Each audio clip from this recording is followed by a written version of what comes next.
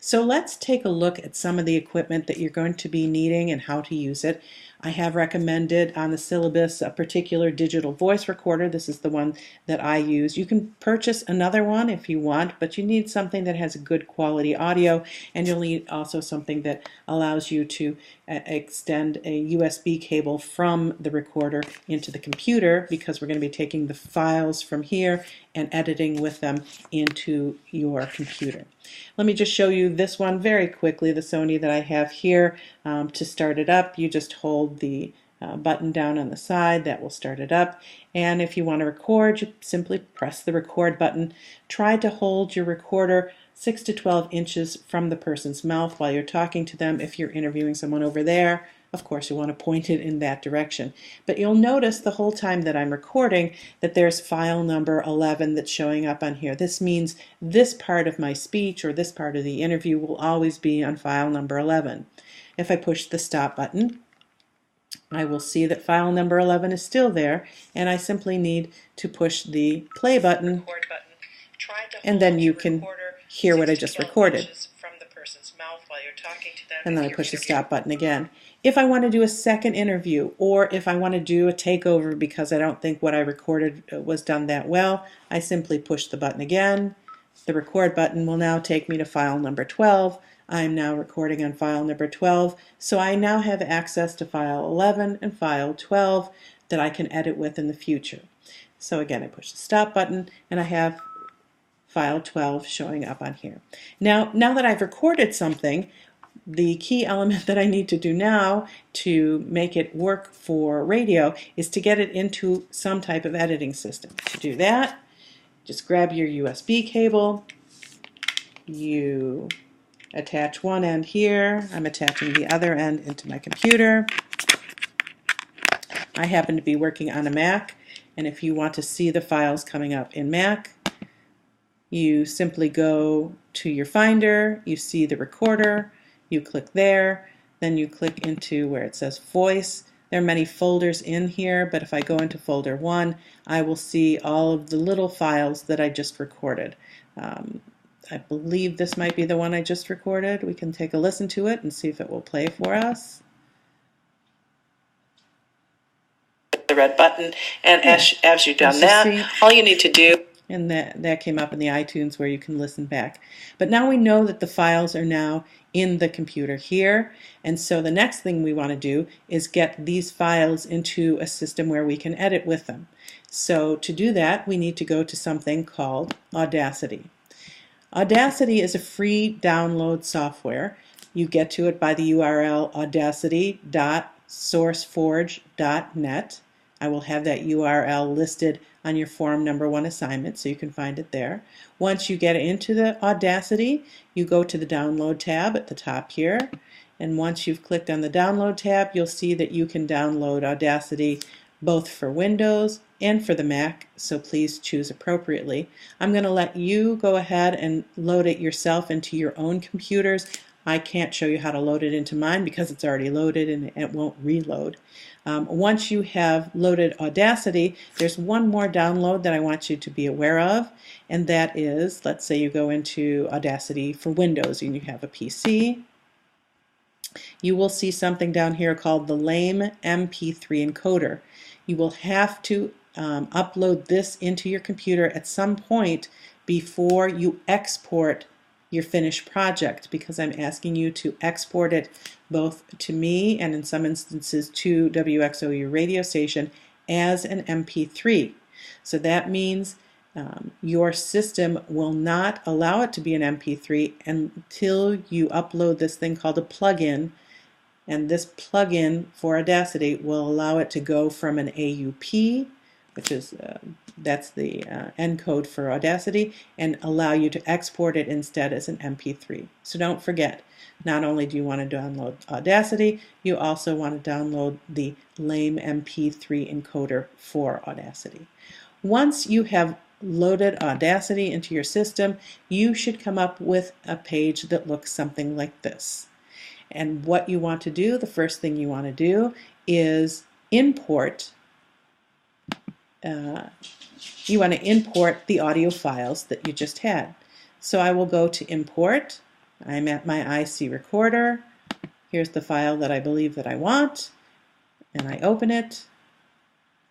And as you see, it's created a timeline here with the audio waves of what I've just recorded. If we put our cursor, the up and down cursor at the beginning, and then we hit start, you can either hit start by hitting the play button, the red button, and as you've done that, here. I might encourage you, though, an easier way, and once you get into editing, you'll find this really takes up a lot less time. If you hit the space bar, which you can't see me doing, but I'm hitting the space bar, and now I'm hitting the space bar again to stop it. So the space bar will start and stop your playing of your timeline. So now that we have a timeline in here, we want to be able to do some editing with that timeline. And let me just show you some of the basics of how you can edit on a timeline with Audacity. So the first thing that you want to do is always make sure that you have this cursor available. You'll see up at the top here there's a couple of different cursors that you can play around with that do different things. The first editing technique I want to show you is deleting. You simply make sure you're in the up and down mode with your cursor, not the finger pointing mode. And once you get your cursor in the up and down mode, you can click and highlight portions. As soon as you've highlighted, you can click delete on your own computer. You have a delete button, which would make it go away. If you find that you made a mistake, you can either Command Z, Control Z, as you would in a Microsoft Word document. So you can Command or Control Z.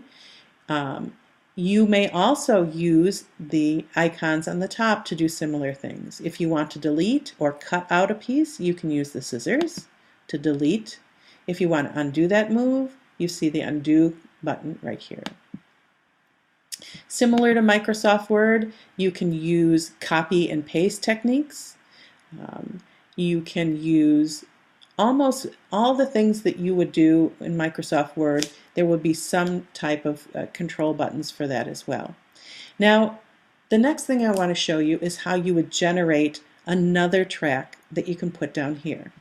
So if you go into, and again, some of you might have different buttons, but here I have in the project button, I find that I can add a new stereo track.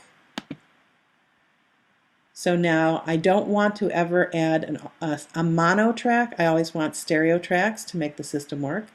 And by doing this, I could, if I felt like it, if I only wanted this portion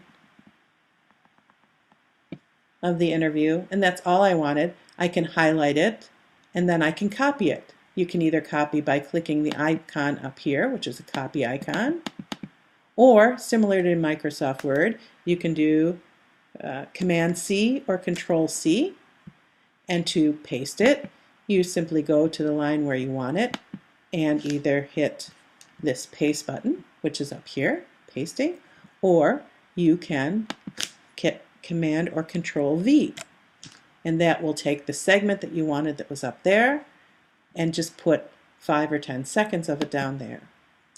If you want to listen back and you push the play button, the direction of your mouth. If you're interviewing someone else, of course, you would put it in their direction.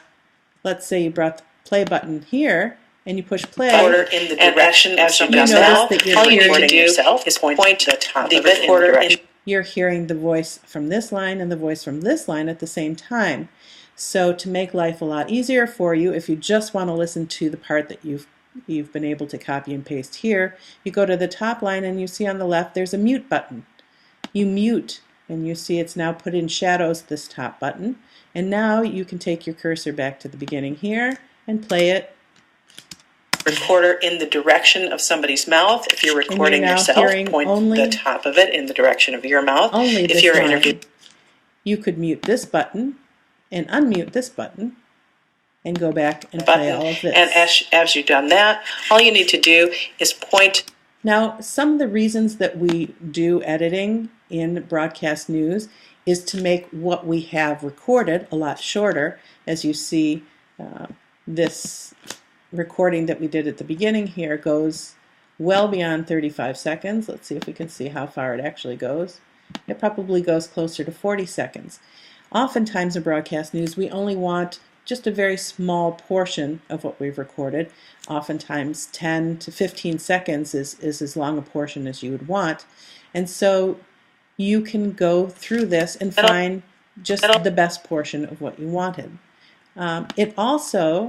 Editing also allows you to take out extraneous words that you might have put in that you don't direction want. of somebody's mouth. If you're recording yourself, point the top of it in the direction of your mouth. If you're interviewing, let's say that you didn't like that breath. You see this breath that happened right here?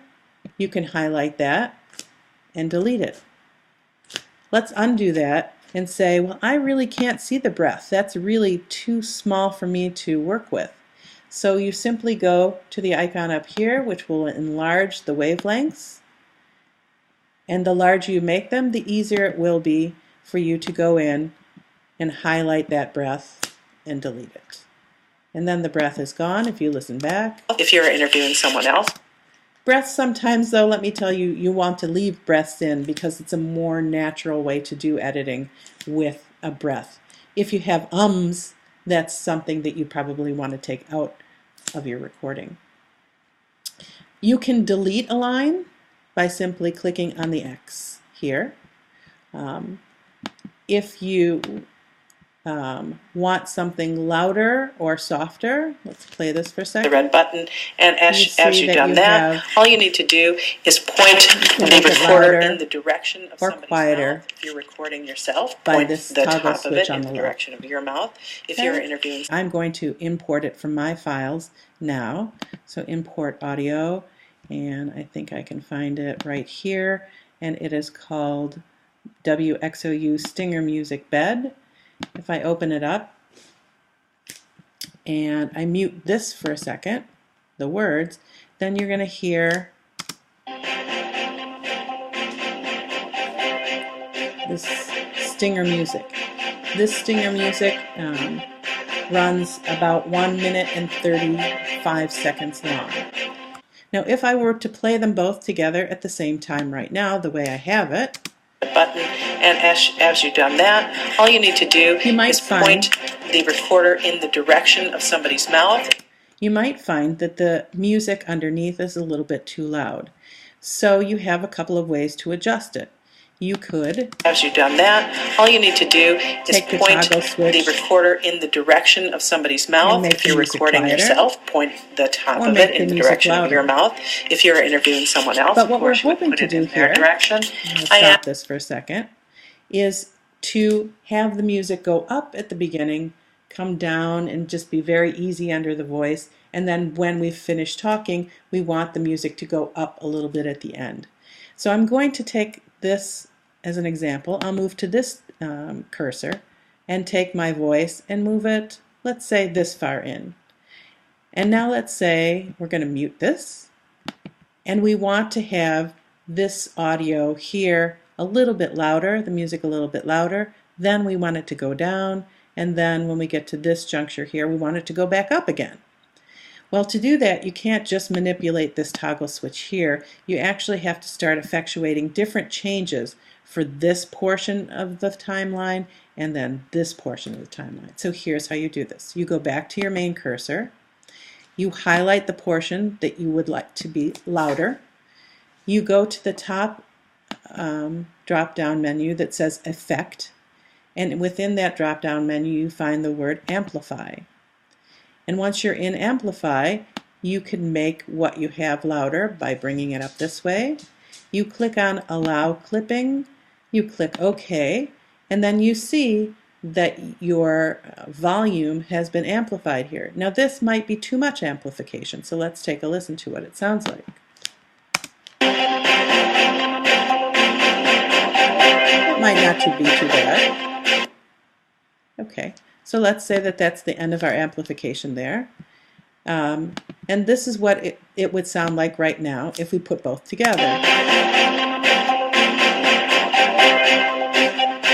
The red button, and as you've done that, all you need to do is point the recorder in the direction of somebody's mouth. Okay, so this is not too bad, but let's say that we still would like to bring this volume down just a little bit from what it is currently. So again, we highlight the portion that we want to bring down. We go into Effect, Amplify, and then we reduce the amplification, bringing it down to here.